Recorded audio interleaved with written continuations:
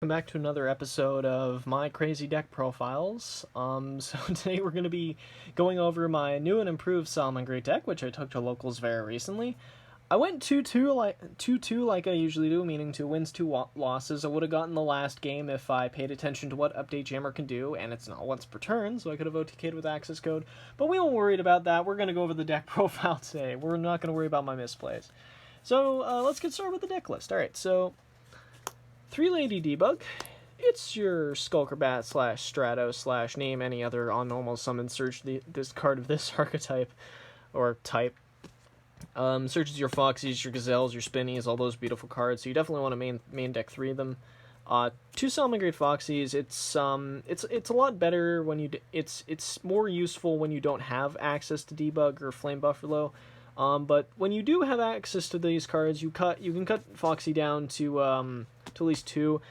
Still great effect. Once summoned, you can excavate the top 3 cards of your deck, get a salad card that's excavated, and if it's in your graveyard, you can discard a salad and special summon itself if there's a face-up spell and trap card on the field, and then you can pop a face-up spell or trap card on the field. I'm not sure if that bypasses skill drain, but ruling will tell me Ruling will tell me the truth. 2 Salamangreat Spinny. Again, Mirage is banned, so you don't really want to see this as much as you would love to. It's fantastic when you see this because it helps you get out of a brick, gets you into Sunlight Wolf faster. You can discard it when you control a little salad to make a monster on the field again on your field, or say on the field. No, it says face-up monster on the field. So, holy crap! I just realized you could OTK with like Chimera using this. Anyways, so yeah, discard it and then special summon it. Just remember it banishes itself when it leaves the field. 2 Jack Jaguars. Shuffles back a salad to special summon itself from the graveyard. You want to see this as much as possible. You usually send this off a Gazelle, which again is our next card. Best card in our deck, baby. Our little steed. No, the Gazelles are not freaking steeds. They're. I don't know what type of animal this is. I'll look it up later. Gazelle, yes. Sends your solid cards from deck to the graveyard. I mean, you can set up plays for Sunlight Wolf. Any more link plays, neck OTKs on occasion. Really good card. It's a must play. It's a must play. You must play this. Salamangreat Falco. Once sent to the graveyard, you can set one of your Salamangreat spell traps. So, say for example, maybe Will, Sanctuary Circle, any of those cards in the graveyard. You want to get those in. 2 Flame Buffaloes. Definitely a good card. Definitely a good card to have. Not as valiant anymore, but still very useful. When its face up leaves the field, you can discard one of your Cyberses, draw 2. So it works. It can help work in tandem with the rest of your Salamangreat cards, who work really well in the graveyard as well. Next up, we have one of the most broken cards introduced in Eternity Code, Parallel Exceed. When you link summon, you can summon this guy from your hand and a copy of himself, and they both become level 4. So that's an easy rank 4 play, or if you're crazy into Update Jammer, even though Update Jammer only cares if the monsters are level 2 or higher Cybers. So definitely a must play 3 of. And now into the hand traps. 2 Nibiru, because I only have 2, and 1 Gamma Seal for obvious monsters who can avoid Nibiru. Yes, this is one of your big counters against combo decks. You definitely want to have this. And Gamma Seals for stuff like maybe towers or other monsters like towers. 3 Ghost Ogre to counter the oppression that is Utopic Zexal. I kept saying that Utopic Zexal should have been banned instead of Argent Chaos, and look where we are now. Oh well, he'll probably get its comeuppance later. You never know. Maybe it was licensing or something. I'm not really complaining. Really good hand trap. Really good hand trap for the format. It's good against the Numeron engine. You used it on the Numeron network, so they can't go into their Xyz monsters. So that's really good for that. 3 Ash Blossom. What do I even have to say? It's freaking Ash Blossom. You can negate a search, negate a summon, or negate a send from deck. It's fantastic. Really good against this format. And because Imperm is still not as accessible, we have Effect Veiler. Effect Veiler is great because you can discard it and negate opponent's monster effect, which is brilliant.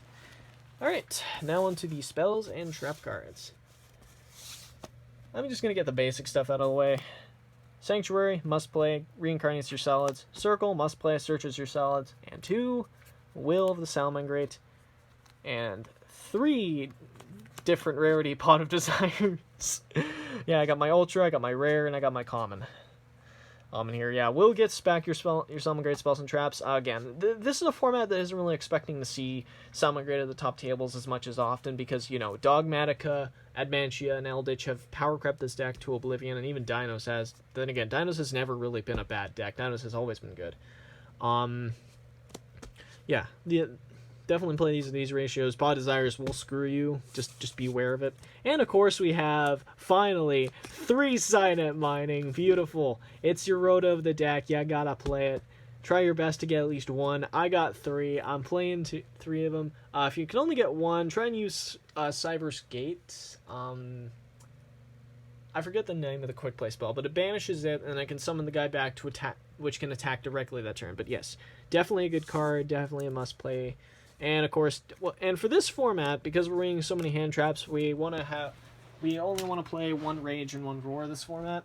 If you want, you can play 1 or 2 more. It's I don't think it really hurts against Destiny that much if you bumped it to 42 using this. But yeah, I'm just playing these 2. Can pop multiple cards because of Reincarnated Salad, depending on its link rating, and this is basically the Inferno barrier of the deck, so that's really good. Alright, next up, we got our 3 Balin X to search our field spell and protect our Salamangreat boys.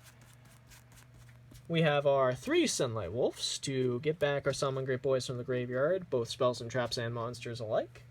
We have our Heatleo boy, who can bounce opponent's spells and traps and reduce their attack points to a certain number depending on the monster in your graveyard you choose. Really good cards. And Splash Mage, a newcomer to the deck, can summon back salads and help plays for other stuff. Update Jammer, listen, look, read this crap right here. Read this crap. If the camera will let me. Okay. If this card's still in the grave as material, that monster can make a second check their battle phase. I don't see any once per turn on there, so I don't know how I missed that the first time. Either way, it's really good.